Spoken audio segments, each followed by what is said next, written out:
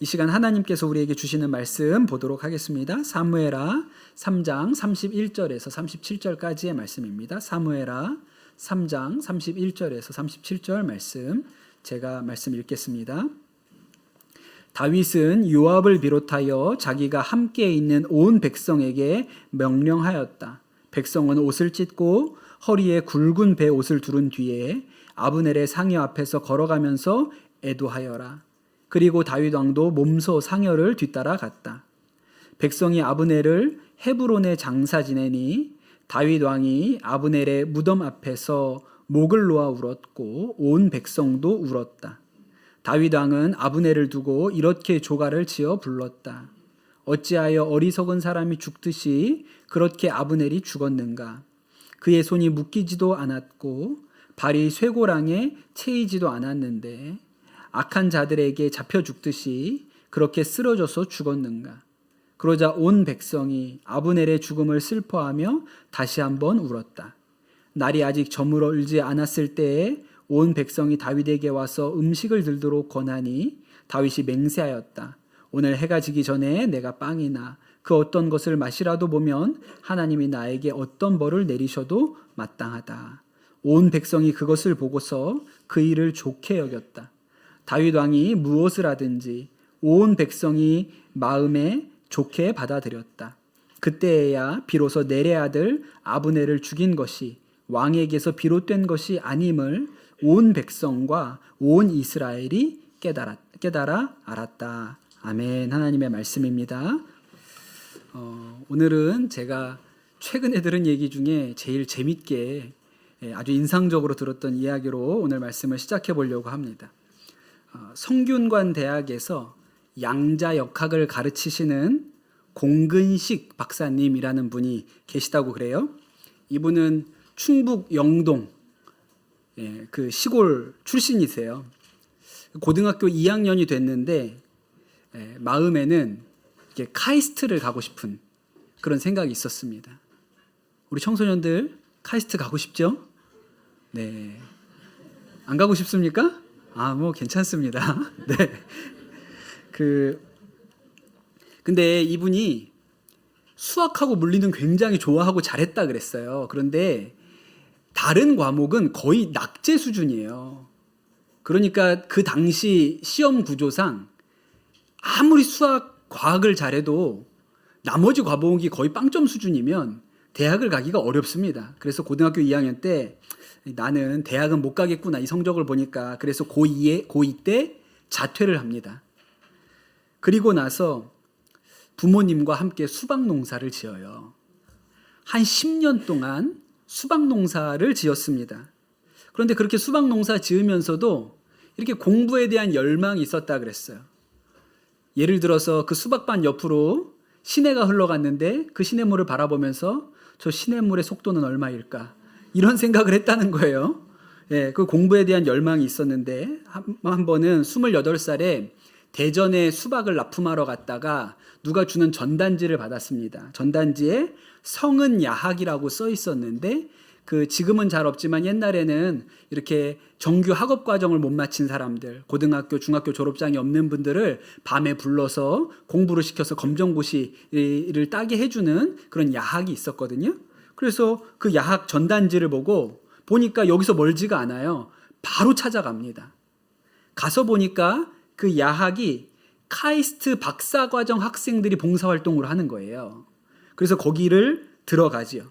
그날부터 낮에는 농사 짓고 저녁이 되면 기차 타고 대전에 와가지고 야학에 가서 공부하는 생활을 계속하는 거예요. 근데 이분이 왜 야학을 다녔냐면 검정고시 고등학교 졸업장을 따려고 야학을 한 게 아닙니다. 그 카이스트 박사과정에 있는 학생들한테 물리랑 수학을 배우는 게 너무 재밌는 거예요. 너무 행복했어요. 물론 여기 있는 분들 대부분 이해가 안 되는 일인데 저도 공감이 안 되는 일이기는 합니다. 너무 재밌어서 그 야학만 5년을 다닌 거예요. 너무 재밌어서. 그러다가 이 박사과정 선생님들이 이제 학위 다 받으시고 학교를 떠나니까 더 이상 선생님들이 없어가지고 이제 본인도 내가 대학을 가봐야겠다 이렇게 생각을 합니다. 그래서 수학 능력 시험을 봤는데 여전히 수학은 거의 만점에 가깝게 봤지만 나머지 과목은 거의 빵점인 거예요. 그러니까 좋은 대학을 가기는 쉽지 않죠. 그래서 그 대전에 있는 배제대학을 갑니다. 왜냐하면 농사는 지어야 되거든요. 그래서 배제대학을 갔어요. 그 배제대학에 가서 물리학 과목을 듣는데 이게 성에 안 차는 거예요. 그래서 교수님한테 막 쫓아다니면서 물어보고 그러는데 교수님이 이 학생이 되게 특별한 학생이구나. 딱 봐도 벌써 나이가 40이 됐는데 대학을 들어왔으니까 특별하잖아요. 그래서 이 학생이 이렇게 이 학교에서 배우는 거로 만족을 못하는 것 같으니까 카이스트에 아는 교수님한테 얘기를 해서 카이스트 수업을 들을 수 있게 청강을 할 수 있게 뭐 학위와는 상관이 없죠. 그냥 가서 들을 수 있게끔 문을 열어줍니다. 그래서 카이스트 가서 공부를 하는데 카이스트 강의는 너무 어려워서 따라가기가 힘든 거예요. 그래서 이분이 누굴 찾아가냐면 그 대전에 충남대가 있는데 충남대 물리학과를 찾아가서 그냥 물리학과 교수님한테 여기서 수업을 좀 제가 들으면 안 되겠습니까? 청강을 하면 안 되겠습니까? 그래서 충남대에서 물리학을 듣습니다. 그러다 그렇게 막 이 학교 저 학교 뭐 청강을 하면서 이렇게 공부를 하는데 그 공부 자체가 좋은 거죠. 그러다가 그 배제대학에 모스크바 물리기술원 교수님들이 연구 교수로 오세요. 이분들은 완전히 또 다른 세계에 있는 사람들인 거예요. 그래서 그 교수님들을 쫓아다니면서 물리를 배웁니다. 그때까지 아직 계속 수박 농사는 짓고 있는 거예요. 그러다가 2010년에 태풍 곰파스 때문에 수박밭이 완전히 물에 잠기는 일이 생기고 나서 그제서야 본인이 생각합니다. 앞으로 뭘 해야 될까? 내가 계속 이 수박 농사를 지어야 될까? 그렇게 고민하다가 수박 농사를 접고 러시아에 유학을 가야겠다. 마음에 결심을 합니다. 2011년 42살의 나이로 그 모스크바 물리기술원에서 오신 교수님들 추천을 받아서 모스크바 물리기술원에 들어가거든요. 여기가 러시아의 카이스트 같은 데래요. 노벨상 받은 분이 10명이 넘는 하여튼 유럽에서 되게 손에 꼽히는 하여튼 과학에는 명문대라고 합니다. 그런데 그 학교를 들어갔는데 말을 못 하잖아요. 러시아 말을. 그나마 지금까지 어떻게 따라왔냐면 물리는 수식을 보면서 공부하면 되기 때문에 그거는 알아보는 거예요. 근데 러시아 말을 못하니까 첫 학기를 보냈는데 중간고사, 기말고사를 하나도 못 봤습니다. 시험 날짜를 몰라가지고. 못 본 거예요. 그래서 첫 학기 막치고 퇴학당했습니다. 학생 비자도 만료되어가지고 러시아에서도 강제로 출국할 수밖에 없는 상황이 됐어요. 그런데 다 시험을 못 보고 그렇게 올 F를 맞고 퇴학을 당했는데 유일하게 A뿔 받은 과목이 한 과목이 있었어요. 양자역학이었는데 전공 수업이 아닙니다. 그냥 그것도 청강을 한 거예요. 물리가 너무 좋으니까. 지나가다가 이렇게 강의실을 들여다봤는데 칠판에 써있는 수식을 보니까 양자역학인데 이거 카이스트 박사과정 선생님들한테 들었던 거예요. 그리고 그 자기가 뭐 충남대 카이스트 다니면서 배웠던 거예요. 그래서 그 수업에 교수님한테 찾아가서 손짓발짓으로 청강해도 되냐. 교수님이 오케이를 해가지고 거기서 수업을 듣고 그냥 갔는데 어느 날 시험을 본다는 거예요. 그 시험을 쳤는데 다 맞았어요. 그래서 A뿔을 받았습니다. 근데 이 교수님이 너무 특별하잖아요. 그 대한민국에서 나이 많은 학생이 자기 수업에 청강으로 들어왔는데 다른 학생들은 100점이 없는데 그 사람만 A뿔을 받았으니까 다음 학기에 이 학생이 어디 갔나 찾아봤는데 없는 거예요. 학생처에 가서 물어봅니다. 그 학생 어디 갔냐고. 퇴학당했다고. 그래서 이 교수님이 총장을 찾아가요. 그 학생 대단한 사람이다. 러시아 말을 모르는 거지 공부를 못하는 게 아니다. 불러와야 된다. 그래서 다시금 학교로 데리고 옵니다. 재입학을 해요. 그 과로는 전공이 아니라 이미 퇴학을 당했기 때문에 그 과로는 못 들어오고 다른 과로 재입학을 하는데 이번에 들어간 과는 우주공학과로 들어가요. 이제부터는 러시아어 공부도 어느 정도 하게 되고 그렇게 하면서 학부를 수석으로 졸업하고 석사과정도 올 A뿔로 수석으로 졸업했습니다. 진짜 뛰어난 학생이죠. 근데 그 과가 우주공학이라 그랬잖아요. 근데 우주공학은 러시아 군수산업하고 아주 밀접하게 연관되어 있어요. 로켓을 만들거든요. 예, 그러니까 이 학생이 학교에서 볼 때는 이상한 거예요. 너 한국에서 뭐 했어? 수박 농사 지었다 그랬어. 수박 농사 짓다가 42이 되어서 러시아에 공부하러 왔는데 천재야. 올 A뿔이에요. 그러니까 학교 관계자들은 자기들끼리는 저건 산업 스파이다. 절대로 제대로 된 학생일 리가 없다. 그럴 수가 없다. 그래서 자기들끼리는 다 암암리에 감시를 하고 있었던 거예요. 그리고 어떤 중요한 군사적인 이런 이야기, 기술들에 대한 세미나나 이런 데는 아예 들어오지도 못하게 하고. 그런데 한 번은 이분이 공부하다가 한국에 들어갔다가 다시 러시아로 온 일이 있었는데, 그때 어머니가 옛날 잡지 한 권을 그 짐 가운데 넣어주셨어요. 그걸 어머니가 넣으신지도 몰랐어요.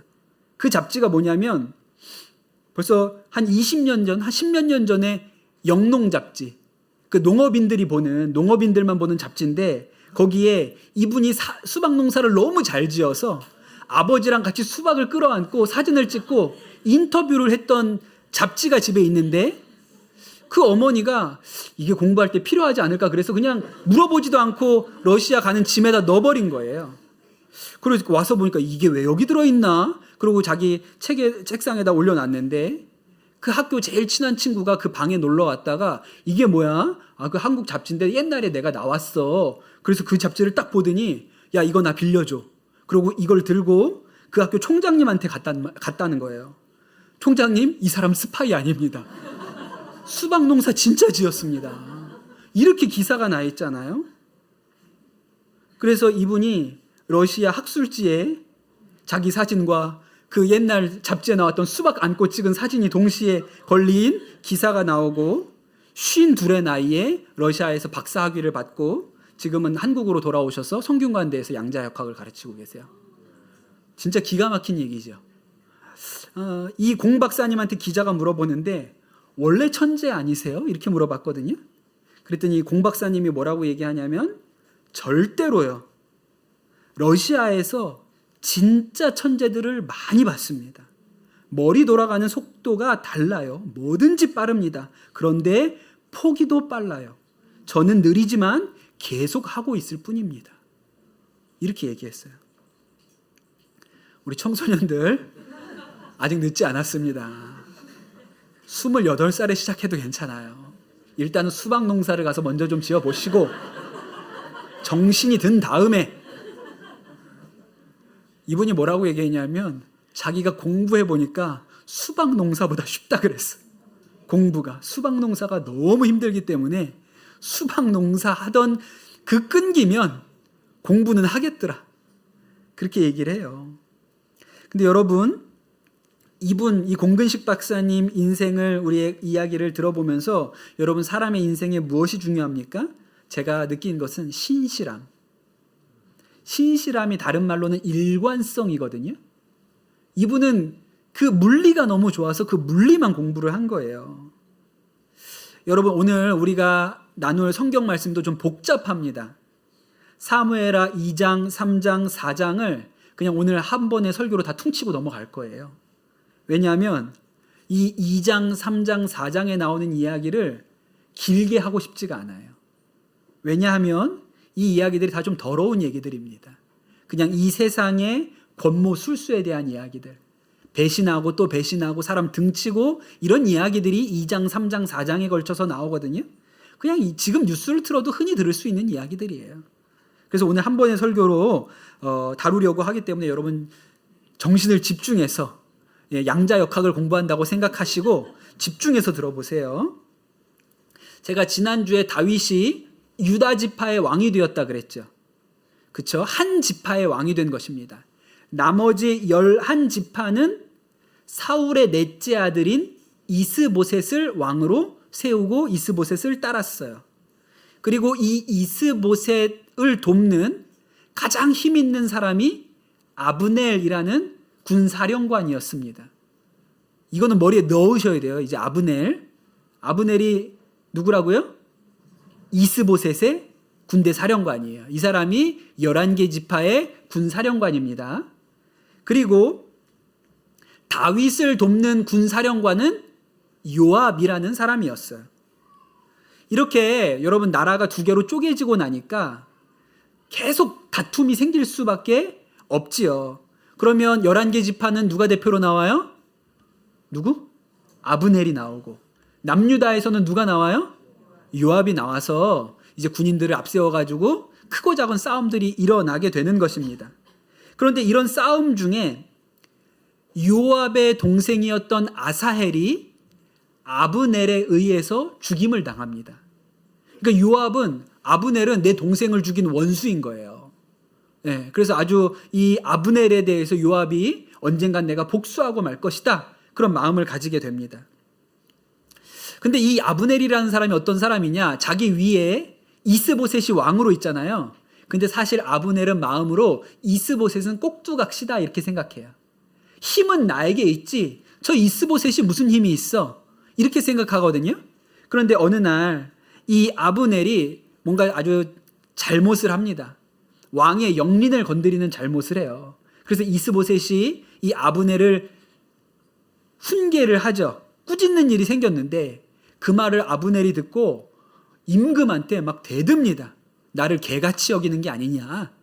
막 임금에게 막 소리를 지르고 물러나서 나와요. 그리고 나서 이 아브넬이 저 이스보셋을 내가 더 이상 따를 수 없다, 내가 다윗에게로 넘어가야지, 배신을 하겠다고 마음을 결심을 합니다. 혼자만 넘어간 게 아니고 이스라엘 11지파의 장로들을 모아가지고 회의를 해요. 야, 내가 이스보셋 섬겨봤는데 소용없어. 이스보셋이 무슨 힘이 있냐? 저 사람 따라가 봐야 아무것도 우리에게 득될 게 없다. 다윗에게로 넘어가자. 그렇게 했더니 이 아브넬이 얘기를 하니까 11지파의 장로들도 동의를 했습니다.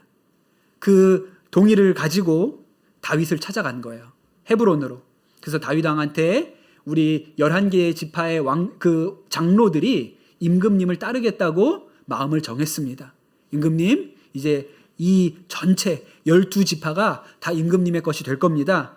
그렇게 와서 다윗한테 얘기를 해주니까 다윗 입장에서 얼마나 기뻐요. 싸우지 않고 나머지 11지파가 다 자기 밑으로 들어오게 되니까요. 그래서 잔치를 베풀고 아브넬을 돌려보냅니다. 그런데 이 아브넬이 이렇게 헤브론에 와서 다윗을 만나고 갔다는 이야기를 뒤늦게 요압이 들은 거예요. 요압이 그 얘기를 듣고 다윗 왕한테 쫓아갑니다. 요압은 단순한 다윗의 신하가 아니에요. 조카입니다. 네, 다윗의 여동생의 아들이에요. 요압이. 그러니까 이 다윗 왕한테 쫓아가가지고 임금님, 아브넬이 누군지 모릅니까? 당신 조카 아사헬을 죽인 사람이 아브넬인데 어떻게 그를 살려서 돌려보낼 수가 있습니까? 막 다윗 왕한테 와서 따지는 거예요. 그리고 나서 그걸로 성이 풀리지 않아서 다윗의 허락도 받지 않고 자기 군인들을 보내서 아브넬을 잡아옵니다. 그리고 자기 손으로 아브넬을 죽여요. 거기까지가 오늘 우리가 읽은 말씀 앞부분의 얘기예요. 이해되셨어요? 양자 역학보다 조금 쉬워요. 예, 양자 역학만큼은 어렵지 않습니다. 예, 이해되셨죠? 여러분, 이제 이 상황에서 생각을 해보세요. 그렇게 아브넬이, 저 북쪽 11지파의 사령관이었던 아브넬이 다윗을 만나러 왔다가 살해당했습니다.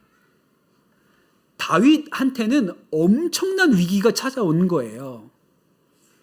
그 11지파 장로들이 뭐라고 생각하겠어요? 아니, 우리가 아브넬하고 다윗 왕한테로 넘어가겠다고 다 말을 맞췄는데 아브넬이 그 얘기를 다윗한테 하고 헤브론에서 죽임당했다는 거예요. 그럼 무슨 사인이에요? 다윗 왕이 11지파를 받을 마음이 없다. 너네는 굴복시키는 것밖에는 방법이 없지, 너네가 니네 발로 걸어 들어온다고 난 그거 인정 못해. 이런 메시지잖아요. 다윗이 사람을 보내서 아니야, 내가 그런 게 아니고 내 부하 그 군사령관 중에 요압이라고 있는데 걔가 제멋대로 하는 놈이야. 걔가 지멋대로 한 거야. 그렇게 얘기하면 믿어주겠어요? 안 믿어주겠어요? 그걸 누가 믿어줘요? 그러니까 다윗은 지금 눈앞에 11지파가 자기에게로 들어오겠다고 했는데 그 기회를 다 놓쳐버리게 생긴 거예요. 이 요압의 망나니짓 때문에. 그렇게 된 것입니다. 그런데 여러분, 오늘 말씀을 보면 다윗이 이 위기를 풀어냅니다. 어떻게 풀어냈을까요? 이 아브넬의 장례를 헤브론에서 성대하게 장례를 치룹니다. 그리고 그 장례식에 다윗이 가서 그 상여를 쫓아가면서 목 놓아 울었다는 거예요. 그리고 장례가 끝난 다음에도 사람들이 임금님 이제 식사하시죠? 그랬더니 내가 오늘 해가 질 때까지 절대로 음식을 먹지 않을 것이다. 그렇게 얘기했다는 거예요. 마치 사울과 요나단이 죽었을 때처럼 다윗이 이 아브넬의 장례를 치르면서 그렇게 슬퍼했다는 것입니다. 그걸 백성들이 다 봤지요. 그리고 나서 어떻게 되었나? 오늘 말씀에 나옵니다. 온 백성이 그것을 보고서 그 일을 좋게 여겼다. 다윗 왕이 무엇을 하든지 온 백성이 마음에 좋게 받아들였다. 그때에야 비로소 넬의 아들 아브넬을 죽인 것이 왕에게서 비록된 일이 아님을 온 백성과 온 이스라엘이 깨달아 알았다. 그렇게 성경이 기록하고 있는 거예요. 여러분, 오늘 말씀 가운데 다윗이 가지고 있는 아주 놀라운 강점 하나가 있는데 그 강점이 무엇이냐면 신실함입니다. 신실함. 여러분, 신실함이 뭐죠? 발음을 잘 하셔야 돼요. 신실함이지 실신함이 아닙니다. 실신은 쓰러지는 게 실신이고 실신이 아니고 신실함이에요. 신실함이 뭡니까? 영어로 faithful, 믿을 만한, 신뢰할 만한, 충직한, 충성스러운 이런 의미거든요. 영어로 반대말이 뭐예요? faithful의 반대말? unfaithful이죠. unfaithful. 믿을 수 없는 이라는 뜻인데 이 unfaithful을 언제 자주 써요? 언제 주로 씁니까? 연인이나 배우자를 두고 바람필 때 unfaithful. 예. 외도할 때 바람피는 사람, 그런 사람은 unfaithful. 믿을 수가 없는 사람이야. 이렇게 쓰는 단어죠. 여러분, 다윗이 가지고 있는 놀라운 특징은 그 사람이 믿을 수 있는 사람이에요. 신뢰할 수 있는 사람이에요. 여러분, 이 신뢰가 어디로부터 옵니까? 일관성에서 오는 거예요. 일관성에서. 사울의 문제가 뭐였는지 아세요? 사울? 종잡을 수가 없어요. 일관성이 없어요. 어느 때는 다윗이 수금을 타잖아요. 너무 좋다 다윗아, 내가 너 때문에 산다 이랬다가 어느 날은 어떻게 해요? 창을 집어 던져요. 그 다윗 입장에서는 저 임금님의 비율을 어떻게 맞춰야 되는지를 모르겠어요.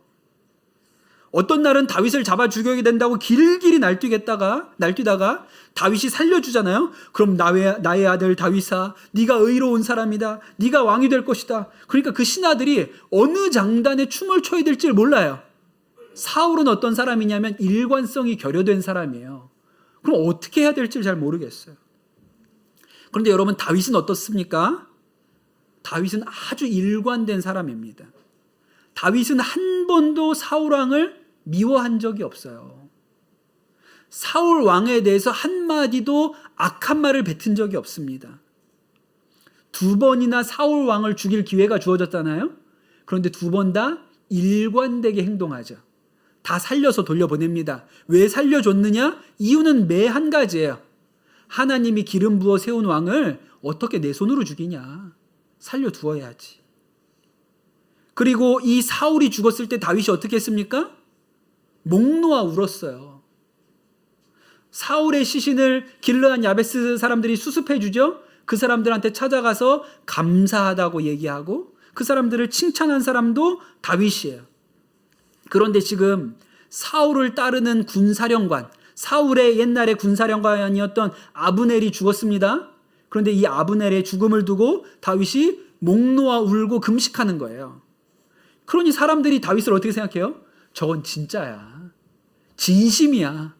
다윗 왕은 일관돼. 한 번도 사울에 대해서 나쁘게 한 적이 없어. 사람들이 그렇게 생각하는 것이죠. 그게 신실함이에요.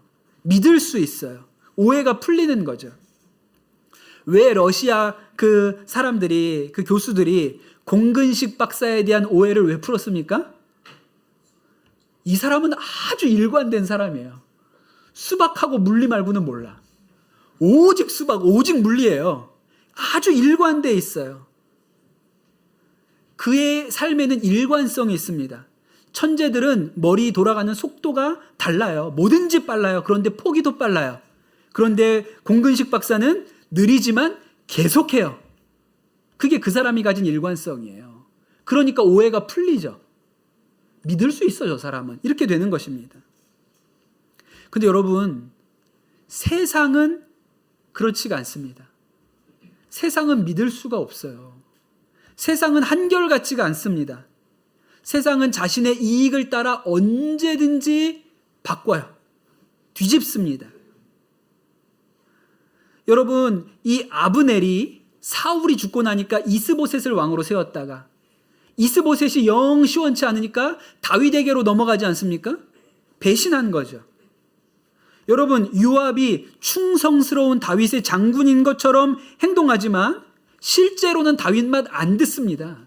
자기 마음대로 해요. 그러니 그 사람을 어떻게 믿을 수가 있겠어요? 여러분, 이 뒤에 오늘 우리가 읽은 말씀 뒤에 4장에 보면 더 심한 얘기가 나오는데, 여러분, 아브넬이 죽고 나서 이스보셋이 어떻게 됐을까요? 이스보셋 밑에서 군대 장관이라고 하는 두 사람이 이스보셋이 자고 있는데 침상에 들어가서 이스보셋을 칼로 찔러서 죽여요. 그리고 이스보셋의 머리를 잘라가지고 칭찬받으려고 다윗한테 옵니다. 임금님, 저희가 이스보셋을 죽이고 그의 머리를 가지고 찾아왔습니다. 저희 상 주세요. 다윗이 어떻게 했겠어요? 그 사람 둘 다 죽였어요. 옛날에 아말렉 청년이 사울왕 제가 죽였습니다. 그리고 왔을 때도 죽였잖아요. 어떻게 하나님 기름 부은 사람을 내가 손댈 수 있느냐. 그러고 죽였어요. 그러니까 다윗은 아주 일관된 행동을 하는 거예요. 그러나 세상은 그냥 나만 이로우면, 그러니까 여러분, 우리가 무슨 얘기합니까? 내가 하면 로맨스, 남이 하면 불륜이라고. 코에 걸면 코걸이, 귀에 걸면 귀걸이. 사람은 늘, 세상은 이렇게 뒤집어지고 바뀌는 것입니다. 일관성이라는 게 없어요. 그래서 세상을 믿을 수가 없죠. 오래전 일인데 제가 예비군 훈련 갔을 때 저랑 같이 생활관을 쓰셨던, 제 옆에 침대를 쓰셨던 분이 정신과 전문의셨거든요. 재밌잖아요. 정신과 전문의랑 한 분왕을 쓰니까 제가 궁금한 거 되게 많이 물어봤어요.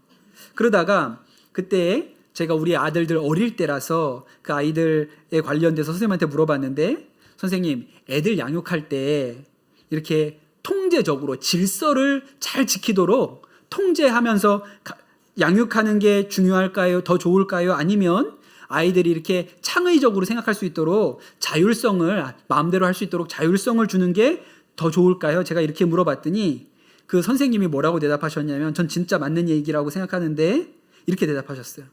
목사님, 어느 쪽이어도 상관없는데 일관성만 있으면 됩니다. 한 방향으로만 하시면 돼요. 그게 좋고 나쁜 게 있는 게 아니라 일관성이 없어서 문제인 겁니다. 그렇게 얘기를 하셨거든요. 저는 진짜 맞는 얘기라고 생각해요. 그런데 제가 부모가 되어서 아이를 양육하면서 보니까 애 키울 때 제일 어려운 게 일관성이에요. 그게 제일 어려워요. 여러분, 기분 좋으면 오케이, 기분 안 좋으면 X예요. 그렇죠? 애가 뭘 잘못하고 왔어요? 기분 좋으면 넘어가고 기분 나쁘면 별거 아닌데도 혼납니다. 맞아요, 아니에요?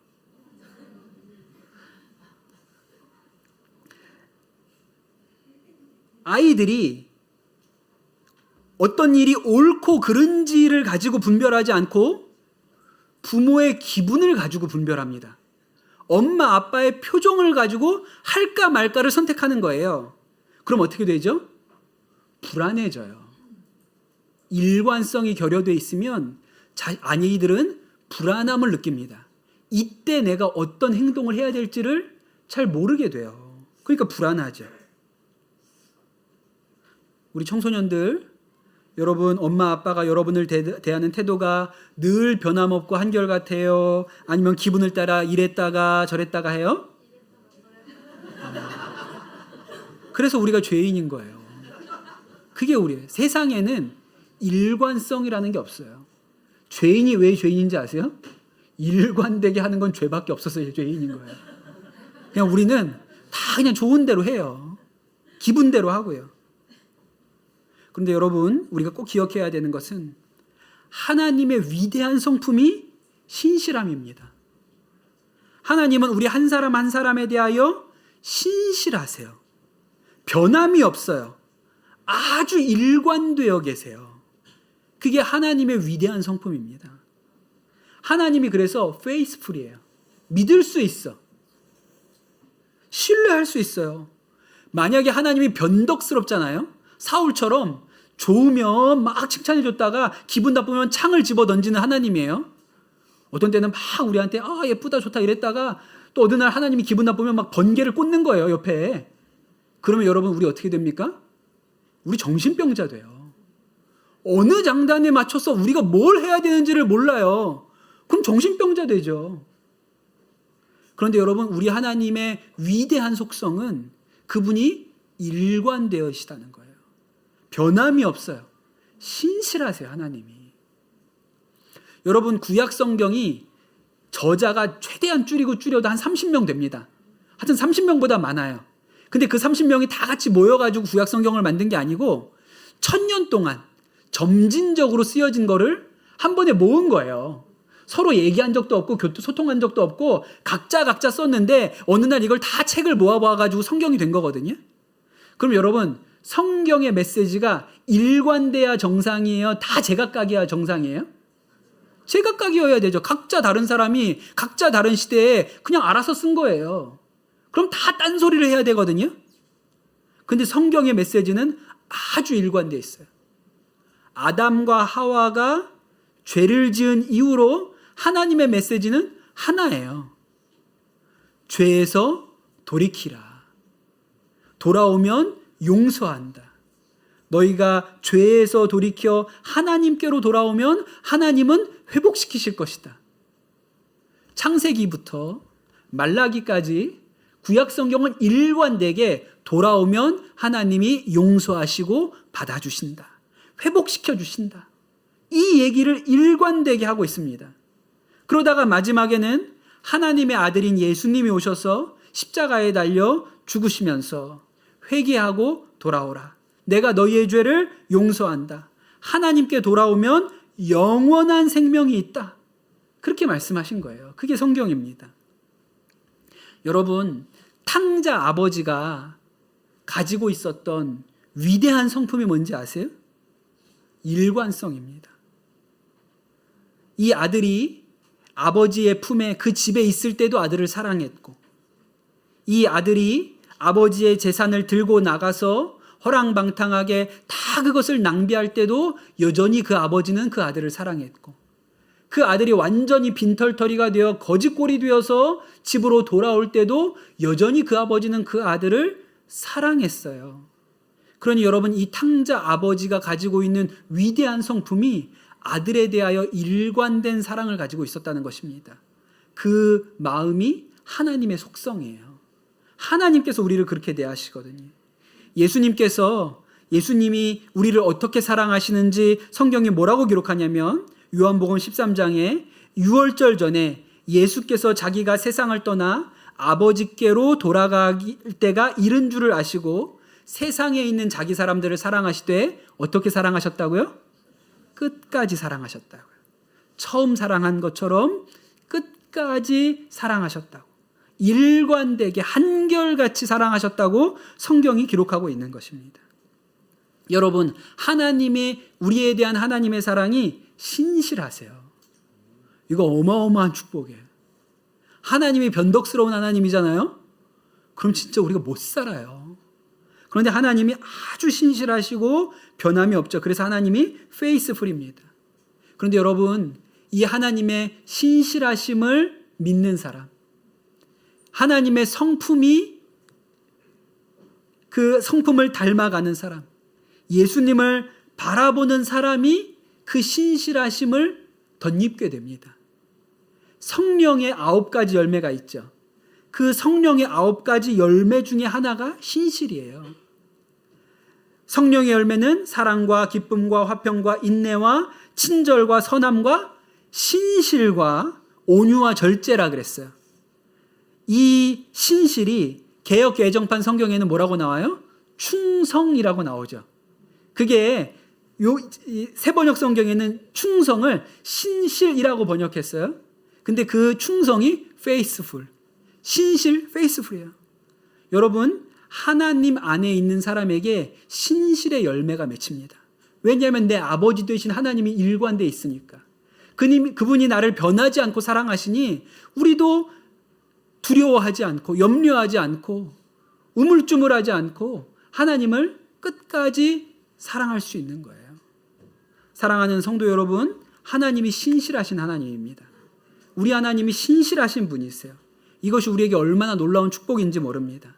그리고 하나님의 신실하심 때문에 우리도 신실해집니다. 우리에게도 신실의 열매가 맺혀요. 여러분, 우리가 자녀들에게 일관된 사랑을 주는 부모가 되려면 어떻게 해야 됩니까? 예수님 바라봐야 됩니다. 하나님 안에 있어야 됩니다. 왜냐하면 일관성은 하나님께로부터 오는 거예요. 하나님이 신실하시기 때문에 우리도 신실할 수 있는 것이죠. 여러분, 그 은혜 아래 거하시게 되기를 예수님의 이름으로 축복합니다. 우리 오늘 주신 말씀 붙들고 기도하도록 하겠습니다. 하나님, 우리 하나님이 신실하신 분, 변함없는 분이신 것, 우리를 변함없이 사랑하시는 분이신 것을 우리가 마음으로 믿게 하여 주시옵소서. 그리고 우리도 주님 안에 신실한 마음을 가지게 하여 주옵소서. 신실한 마음, 변함없는 마음, 일관된 마음, 하나님의 마음이 우리의 마음이 되게 하여 주시옵소서. 이 시간 우리 합심해서 기도하도록 하겠습니다. 신실하신 주님을 찬양합니다. 하나님, 우리를 처음부터 끝까지 한결같은 마음으로 사랑하시고 은혜 주시고 우리를 붙드시는 주님의 그 마음을 우리가 깨닫게 하여 주시옵소서. 하나님의 이 신실하고 일관된 성품이 또한 우리의 것이 되기를 소원합니다. 우리에게도 성령의 열매를 맺게 하여 주옵소서. 신실의 열매가 있게 하여 주셔서 우리가 하나님을 떠나지 아니하고 배반하지 아니하고 끝까지 주님을 따라갈 수 있는 믿음의 힘과 능력이 우리 가운데 있게 하여 주시고, 또 더불어 우리가 만나는 사람들, 우리의 자녀들, 우리의 가족들을 신실하게 일관되게 사랑할 수 있는 믿음의 힘이 우리 가운데 있게 하여 주시옵소서. 감사합니다. 모든 말씀 우리 주 예수 그리스도의 이름으로 기도드립니다. 아멘.